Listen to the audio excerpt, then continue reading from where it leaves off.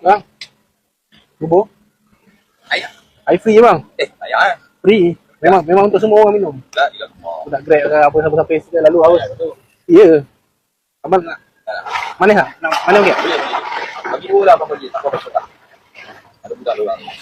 Boleh, tak apa. Saya bayar bang.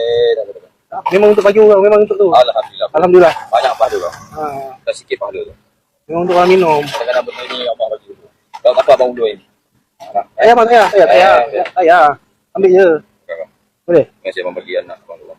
Tak terlewat. Dia suka nikah. Terlupa yang anak saudara nak ambil. Pasal Cina ambil 2 hour. Ambil. Abang doa kan?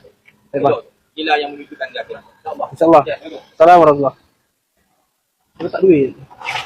Dia letak duit. Abang nak air tapi dia letak duit. Dia cakap tak payah. Dia kat situ. Kelang. Sedekah.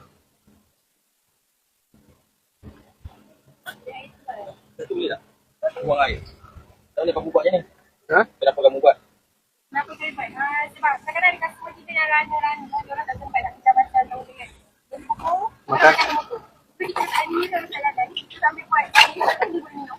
Saya buat sini sebenarnya untuk air sendiri minum. Tapi yang pertama kalau orang tanya kenapa buat? Pertama ucap kerana Allah. Lepas tu betul agak.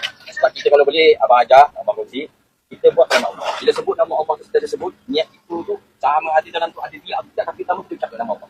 Macam apa sebab ni kenapa buat sini? Kerana Allah bang. Lepas tu baru setel sedap kan. Kalau kita sebut itu boleh, tapi kau boleh lebih elok niat tu. Sebut je kerana Allah. Saya buat kerana Allah bang. Lepas tu saya tengok ni kesian dan sebagainya. Orang dengar pun alhamdulillah dia sebut dengan nama Allah. Mak Allah nak kita berkata. Bukannya kita kadang boleh kecil ni. Kadang benda tu memang kita niat kerana Allah, tapi lebih baik kita berkata. Macam aku nak sedekah. Bang ni sedekah bang, saya sedekah kerana Allah bang. Ataupun hadiah bang. Sedekah ni hadiah ni. Kalau ada orang macam ni, dengar saya hadiah bang. Hadiah lain sedekah.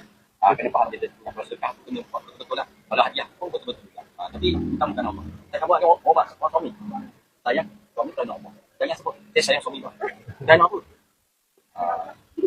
Sebutkan selalu. Tu yang suami tak ada sebut.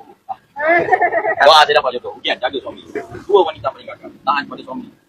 Aurat dan hormat dan diri. Untuk suami. Semua ini.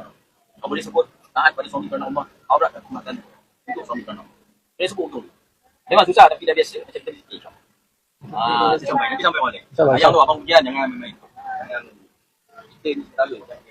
Dah indah dah. Tapi jangan dulu. Sebab lelaki ada bidadari. Tapi bidadari akan marah kalau di sini dunia tak ada. Tapi kalau dia jaga, kamu dilayan, lebih pada dia. Allah, kamu kasih kita. Amin, insyaAllah.